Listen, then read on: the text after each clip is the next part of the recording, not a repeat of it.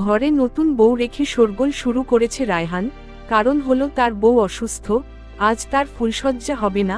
আর এটা তাকে কেন আগে কেউ জানায়নি? বাড়ি ভর্তি মেহমান, সেদিকে তার খেয়াল নেই। পারলে সে বাড়ি মাথায় করে, সবাই এত বুঝাচ্ছে কিন্তু সে যেন আরও ফুসলে উঠছে। দাড়ি দাড়ি ফারিহা চোখে মুখে লজ্জা নিয়ে তাজা ফুলের বাসরে বসে আছে, কিছুটা ভয় আর সংকোচে যেন নুয়ে পড়েছে। তাকে ঘিরে বসে আছে তার ননদ, যা এবং অন্যরা। ইতিমধ্যে তার স্বামী প্রবেশ করল ঘরে। ফারিহা অচেনা লোকটার উপস্থিতি টের পেয়ে লজ্জায় যেন তারা চিহ্ন করে গেল। ফারিহার হাসবেন্ডের নাম রায়হান। রায়হানের ভাবি তাকে হাসতে হাসতে বলল, কিরে ভাই, এখন তো অনেক রাত হইছে, আশেপাশে কি ফার্মেসি তারা চিহ্ন পাওয়া যাবে? রায়হান এমন কথায় যা পেল, তার ভাবি আবারও বলে উঠল, লজ্জা পেয়ে লাভ নেই, ভেবো না যে বাসর করবা সেই প্রস্তুতি নিতে বলছি। তোমার বউ অসুস্থ, তার জন্য না তারা চিহ্ন পকিন আনতে হবে। আজ বউকে দেখেই রাত পার করো। এই কথা বলে হাসল সে। এই কথা শোনার সাথে সাথে রায়হান ঘর থেকে বেরিয়ে গেল। বাইরে গিয়েই হট্টগোল শুরু করল, বউ অসুস্থ, তাকে কেন আগে যা তারা চিহ্ন নেয়নি? আজকের রাত কি আর সে ফিরে পাবে? এটাই তার কথা। আগে জানলে সে হয়তো বিয়ের ডেট পিছিয়ে দিত। কেউ কি ছিল না যে এই কথাটা তাকে জানাতে পারত? মুহূর্তের মধ্যে পুরো বাড়ির লোক, সকল মেহমান সবাই বিষয়টা জেনে গেল। সবাই কানাকানি করছে, ফিসফিস করছে। খবর চলে গেল ফারিহার কানেও। ফারিহার দু চোখে যেন বাঁধ ভাঙা নদীর মতো অশ্রু উপচে পড়ছে। কি লজ্জা, কি লজ্জা! বিয়ের রাতেই স্বামীর এমন রূপ! মানুষ হিসেবে কেমন হবে এই স্বামী যে কিনা বিয়ের রাতে স্ত্রীকে ভোতারা চিহ্ন করতে পারবে না বলে বাড়ি ভর্তি মেহমানের সামনে এমন সিন ক্রিয়েট করে। সদ্য বিয়ে করে আনা বউয়ের সম্মানের কথাও ভাবল না। ফারিহা মনে মনে নিজেকে ধিক্কার দিল, মনে মনে আওড়ালো, এই দিন দেখার আগে মরণ কেন দিল না প্রভু?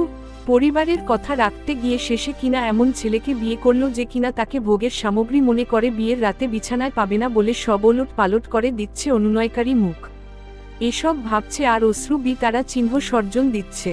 পরিবারকে দোষারোপ করে চলেছে, আপন মনে দেখে শুনে এই কোথায় বিয়ে দিল তাকে? তার তো বিয়ের ইচ্ছে ছিল না, সবে মাত্র 10ম শ্রেণীতে উঠল, এখনই তাকে বিয়ে দেওয়ার এত তারা হলো তার পরিবারের? বাপবে, তারা চিহ্ন চেয়ে থাকলে আজ হয়তো ভাইয়েরা এমন গাঙে ভাসিয়ে দিত না তাকে। মা আর কি ইবা করবে, ভাইয়েরা যা বলবে তাই তো সেও বাধ্য মেয়ের মতো ভাইয়ের সিদ্ধান্ত মেনে নিল বিনা বাক্যে। না হলে তারও তো স্বপ্ন ছিল পড়াশোনা শেষ করে প্রতিষ্ঠিত হবার। এমন নানান কিছু ভেবে কেঁদে চলেছে ফারিহা। কেউ একজন রুমে এসে ফারিহার হাতে একটা ঔষধ দিয়ে গেল আর বলে গেল, এইটা খাইয়া লও, তারপর যদি দেহ তোমার শরীরেরও তা কমছে তাইলে স্বামী যা কয় হইনু, হ্যারে বাধা দিও না, দেহ না কেমন পাতারা চিহ্ন গলামি করতাছে। ফারিহা কিছু না ভেবে বিনা বাক্যে ঔষধ খেয়ে নিল। তার মনে হলো যেন এই সময় কেউ বিষ এনে দিলেই সে খেয়ে এই লতারা চিহ্ন যা থেকে বাতারা চিহ্ন চত। ওদিকে রায়হান পরনের শেরওয়ানি খুলে ফেলছে, তিক্ত মনে লুঙ্গি গেঞ্জি পরে কাইকুই করছে।